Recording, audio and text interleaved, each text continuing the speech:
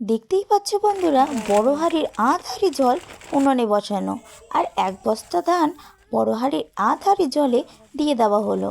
আসলে আজ আমার ঠাম্মা শাশুড়ি ধান ভাপাবে, তাই আজ তোমাদের সামনে ভিডিও নিয়ে চলে এসেছি কীভাবে ধান ভাপিয়ে নিয়ে সেদ্ধ শুকনো করা হয় সে ভিডিও নিয়ে।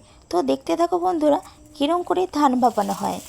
ঠাম্মা, তুমি আমার বন্ধুদের সঙ্গে শেয়ার করো কিভাবে তুমি ধান ভাপাচ্ছ। দিয়ে জল দিয়ে তারপর তো ধান ঢেলে তারপর তো ভাপানো হচ্ছে।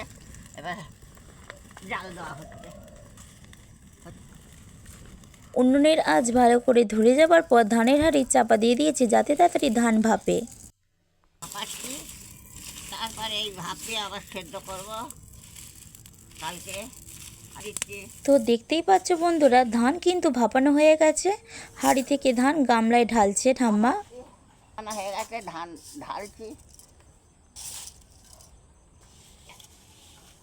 এই ভাপানা এইবার সে কালকে এই জল দেবো, দিয়ে কালকে আবার সেদ্ধ হবে।